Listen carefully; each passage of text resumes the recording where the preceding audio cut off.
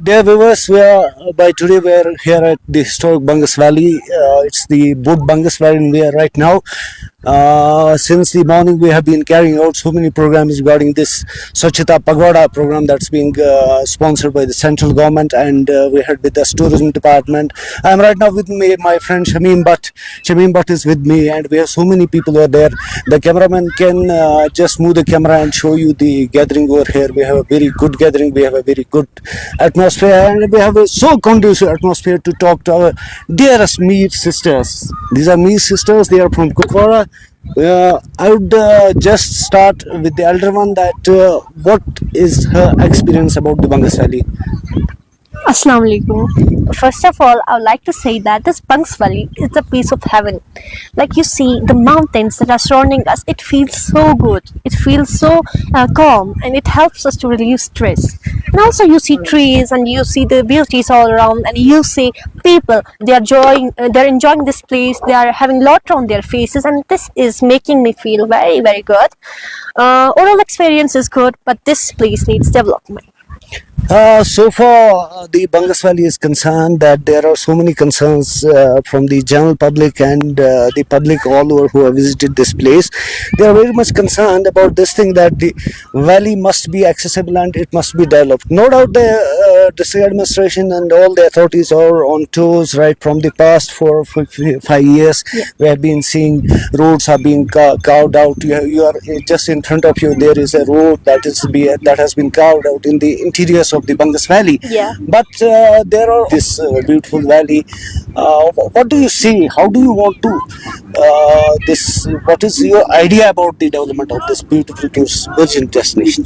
First of all, when people come to a place that's beautiful, they make it dirty.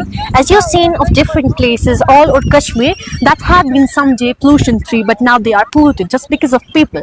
So when places become accessible to people, these places get polluted because people have a mind, but they don't use it. They have brains, or they have got brains for sure, but they don't use it.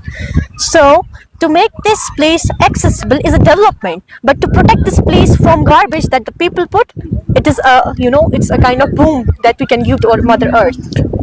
We have been listening from the locals over here who have been doing it since long and putting their demands that they have been dealing in the tough and turbulent times here in the Bangus Valley.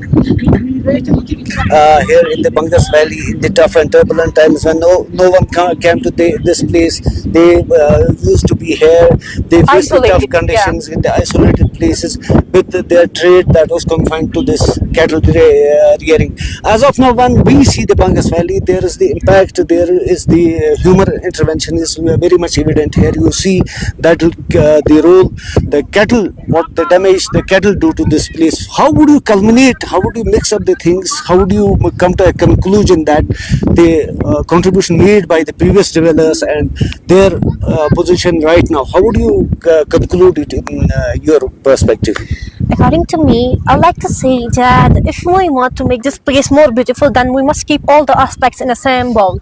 I mean to say that if we're going to talk about the development of Bangus, we're going to talk about tourism, we're going to talk about employment that's going to provide, and we're going to talk about the protection of this place from different threats. So all in a single nutshell, we have to keep all things in a single coin. So the thing is that if we want to develop the place for tourism, first of all, roadways must be developed.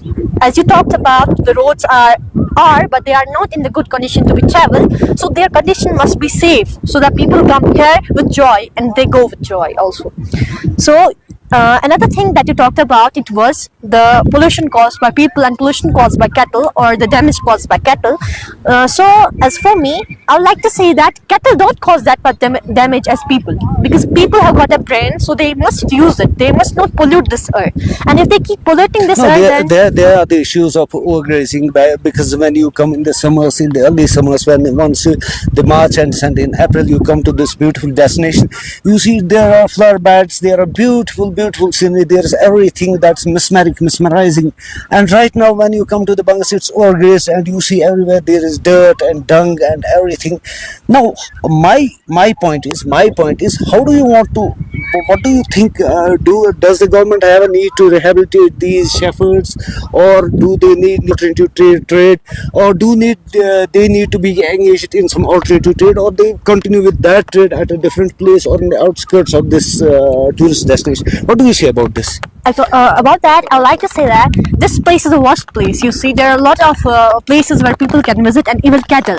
So cattle should be kept aside in a single place, as you talked about the outskirts. So they can be kept in the outskirts, or they can be given separate provisions where they can graze their cattle.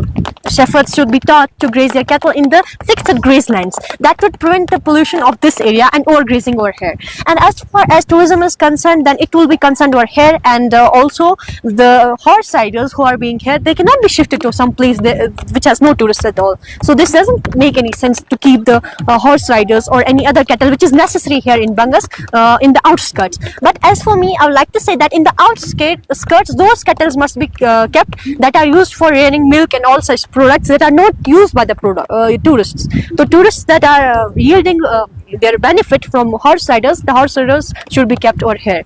You have been first time to the Bangus, or you were earlier here? It's my second time when I came here. It's your second time. You must have visited every nook and corner of the interiors of the Bangus Valley. Yeah. Have you heard about Lashar, Bidrun and Tudi? These are the tourist destinations in the outskirts of the Bangus, and having a tremendous potential, more potential than the Bangus Valley. Have you heard about that or not? She has visited more than me. I think she can talk more about that. Okay, well, have you heard about? You have been to Bangus. This is the second instance you are here.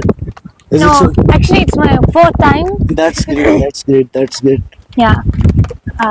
Bangus is a very beautiful place, and all the people, it's not only the duty of the people who hold these responsibilities for these all things, it's the duty of the tourists also who visit here to keep this place clean and all these things. Like if they are coming here, they are bringing their own food, their stuff, and they are putting the wrappers here or here, and what happens, it's causing the pollution, and it's really very dangerous for our lives